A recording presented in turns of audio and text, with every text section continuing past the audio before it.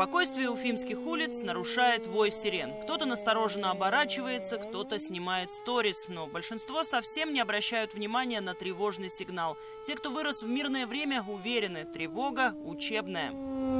Как думаете, учебная или настоящая? Учебная, конечно. А почему так уверены? Если что-то такое, например, война там или что-то, не отсюда все начнется. Однако на этот раз оповещение непростое. И хотя оно действительно проверочное, впервые за долгое время сирены работают по настоящему боевому сценарию. Здесь на крыше главного управления МЧС от звуков 110 дБ закладывает уши. Источник — вот этот металлический грибок, легендарная сирена С-40. И когда слышишь, как они срабатывают одновременно по всему городу, невольно представляешь самое страшное — войну. Жутковато. Хотя вы уже привыкшие, наверное, да? Именно такой продолжительный трехминутный сигнал означает необходимость срочно включить телевизор или радио и следовать указаниям на экране. В это время прерывается вещание на всех основных телеканалах. В случае реальной угрозы, например, воздушной тревоги, людям объяснят, где можно укрыться и что делать дальше. Внимание! Внимание! Проводится комплексная проверка технической готовности. Это называется перехват сигнала. И, кстати, на режиссерском пульте БСТ к нему не имеют никакого отношения. А вот кто и откуда управляет одновременно всеми телеканалами и радиостанциями, расскажем чуть позже. А пока спустимся под землю и покажем, что представляют из себя современные убежища.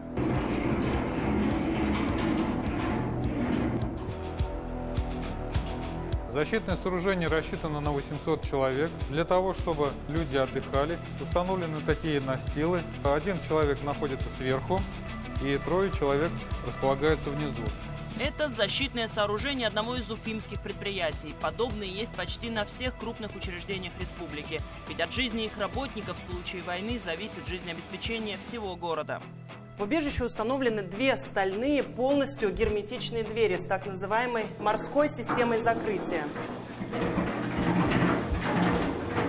В случае взрывной волны первая дверь примет удар на себя. Во время эвакуации люди заходят сначала вот в этот шлюз или тамбур, и затем уже закрывается вторая дверь по той же самой системе. Мы в безопасности. Это место сотрудники сравнивают с космическим кораблем. Все системы могут работать в автономном режиме, без связи с поверхностью Земли, если там произошло, допустим, химическое заражение. Здесь будет чистая вода, воздух и свет, даже если подача электричества из основной сети прекратится.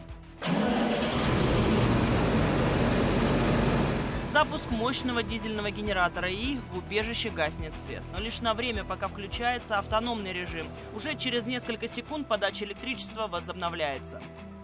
Это так называемая вентиляционная камера. В убежищах предусмотрены 2 системы подачи воздуха. Вот по этим трубам идет приточная вентиляция в случае, если воздух на поверхности чистый. Если же он заражен или, как еще говорят, грязный, его подают уже вот по этим желтым трубам, а затем очищают с помощью гигантских фильтров. В некоторых убежищах и вовсе есть полностью автономная система подачи кислорода, как на подводных лодках. От ударной волны людей в укрытии защищают специальные противовзрывные секции. Когда ударная волна приходит, эти секции закрывают доступ внутрь помещения, вот, не пропускают избыточное давление, чтобы внутрь не прошло. После того, когда ударная волна уже отошла, открылась и идет общий доступ воздуха внутрь. Сотовой связи под землей нет, зато есть еще советская радиостанция. До сих пор работает без нареканий. С тех же времен здесь хранятся противогазы, которые постепенно обновляют на более современные. Противогазы нового поколения. Шлем-маска, панорамное стекло. В нем удобно говорить и меньше запотевает. Оживить человека, даже если на его месте манекен по имени Гоша, не так-то просто. Одно неловкое движение, и датчики показывают: сломана грудная клетка. Сотрудники предприятия отрабатывают навыки оказания первой помощи. Наложить повязку, остановить кровотечение, обработать рану.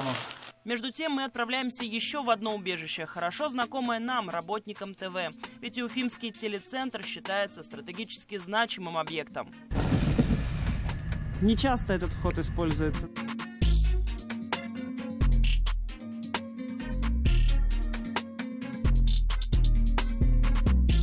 Убежище телецентра рассчитано на 150 человек. Как и во всех подобных местах, здесь двойные стальные двери, есть вентиляционная камера, где фильтруется воздух, резервуар для воды на 400 литров, здесь таких 3. А еще сохранился настоящий телеграф. Для тех, кто не помнит, что это такое, по нему с помощью телефона и клавиатуры отправляли сообщения. Распечатывали на бумаге, можно сказать, такой факс советской эпохи. На складе уже знакомые нам противогазы и наборы медикаментов против радиации и отравлений химическими веществами. А еще мы находим военную полевую рацию, очевидно, на самый крайний случай, если все остальные способы связи окажутся недоступны.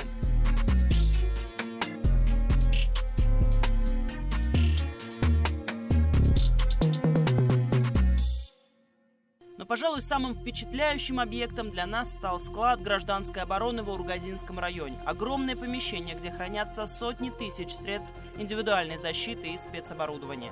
Площадь склада более 1700 квадратных метров, и почти вся она заставлена ящиками с противогазами, взрослыми, детскими. Их завозили сюда буквально вагонами еще в 80-е годы прошлого века. Но все они до сих пор в исправном состоянии. Приходили эшелоны. Эшелоны стояли с противогазами на станции Черниковка. У склада еще не было крыши, и мы стояли, монтировали склады. Ветеран гражданской обороны Борис Лютов сам принимал каждый ящик и лично участвовал в строительстве склада. Сегодня все, что хранится здесь, предназначено для гражданского населения республики. Совсем не хочется представлять их на детях, но противогазы есть и для школьников, и для детсадовцев от 1,5 до 7 лет. А грудных малышей в случае реальной угрозы помещают в специальную защитную детскую камеру. Ребеночек закладывает сюда. Дыхание идет за счет этого фильтрующего элемента. Есть рукавица, которую может мама молочка подать. Суровый пес по кличке Черри охраняет химико-радиометрический центр. И это не случайно. Внутри здания находится мощнейший источник радиации, способный выдать смертельную дозу облучения. Наша съемочная группа оказалась буквально в метре от него. 400 микрозиверт, это 40 миллирентген. Это сколько превышений? Во сколько раз? Умножай 800 раз. Во сколько? 800. Вот здесь, в этом месте. О, Господи. Но сотрудники успокаивают. Радиация локальная, направленная. Ее выдает специальное устройство для поверки дозиметров. Их привозят сюда со всей республики. Исследования проводит заслуженный спасатель России Хаким Нигмадьянов. Работает в защитном свинцовом жилете. Пока мы записываем интервью, дозиметр не перестает тревожно пощелкивать. Впрочем, с радиацией Хакиму Хаматовичу доводилось встречаться не только в лаборатории. В Чернобыле он оказался в первый же день после аварии, разворачивал лагерь для ликвидаторов. На груди у каждого тогда был индивидуальный дозиметр. Подобные используются и до сих пор. Он измеряет поглощенную дозу на каждого спасателя, и кто работает, солдата, военнослужащего. Это Чернобыль, с ними работали. Вот такие защитные кепки выдавались ликвидаторам на Чернобыльской АЭС. Это практически музейный экспонат, но они еще сохранились в старых запасах гражданской обороны. Они пропитаны специальным раствором, который защищает от радиоактивной пыли и немного от проникающей радиации. Здесь даже можно прочитать надпись «Швейная фабрика города Гуково». Год выпуска 82-й. В случае угрозы радиационного заражения химики-разведчики используют небольшой, но очень тяжелый свинцовый контейнер для перевозки опасных образцов. А еще аварийный комплект для дезактивации. Чемоданчик, в котором, как ни странно, обычный веник, совок и стиральный порошок. Любой стиральный порошок или хозяйственное мыло, она считается у нас как дезактивацию проводить. Вымываем, вычищается, собирается все. Здесь же, в химико-радиометрическом центре, противогазы и защитные костюмы испытывают на прочность. Создаем разрежение. Видите? Если есть там прокол или трещина, значит противогаз не пригоден. Команда «Газы», и надо за 5 минут облачиться в защитный костюм. Никаких поблажек даже для девушек, ведь радиация не позволит взять тайм-аут.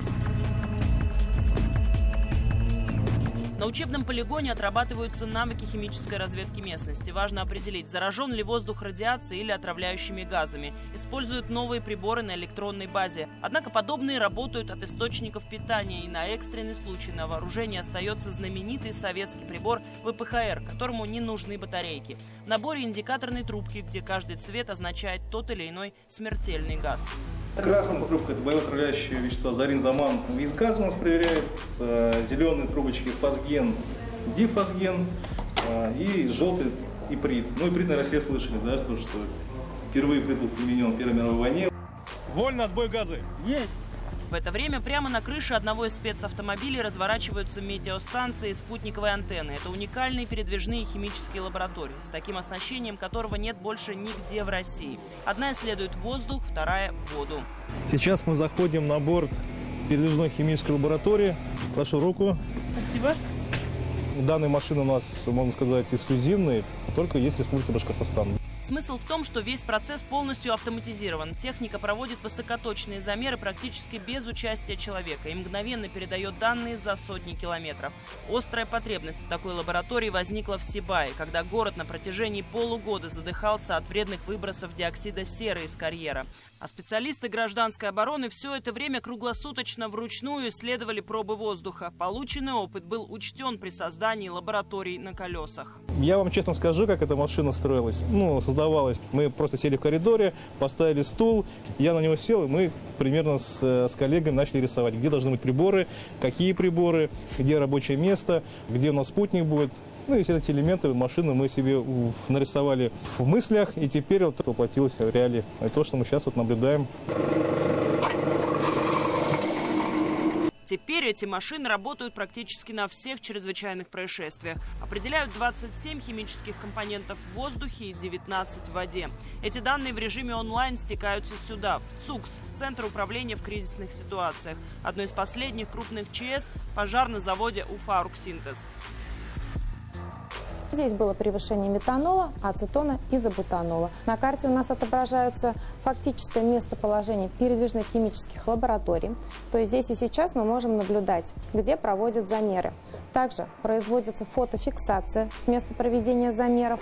Более того, система способна даже прогнозировать развитие ЧС. Например, уровень затопления во время паводка. На всех гидропостах установлены онлайн-камеры. А на карте уже сейчас можно посмотреть, какие дома будут затоплены, если вода поднимется до отметки выше 800 сантиметров. Если уровень воды будет 880 сантиметров, подтопление будет примерно в таком виде.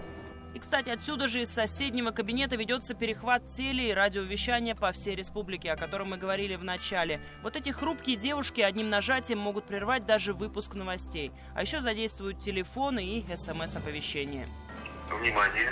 Ждите сообщения. Здесь повсюду мигающие лампочки и красные кнопки, которые страшно задеть, чтобы ненароком не запустить всеобщую тревогу. А на стене сразу 3 циферблата – уфимское, московское и особое оперативное время. Это часы военного времени, как их называют здесь. Сейчас они стоят, но если когда-нибудь все же пойдут, система гражданской обороны перейдет в другое временное измерение. С момента получения сигнала начинает отсчет времени Ч. И как раз это оперативное время включается для того, чтобы это время Ч отсчитывалось. У нас образуется как будто новое измерение по времени, и мы по нему живем. Вне зависимости от московского времени, уфимского местного времени. Сейчас, в мирное время, все оборудование на вооружении гражданской обороны используется в профилактических целях. Оповещение в период пандемии, стихийных погодных явлений, половодья, пожаров. И хочется верить, что все эти современные приборы, новые противогазы и убежища никогда по-настоящему не пригодятся. А часам военного времени так и не суждено будет пойти.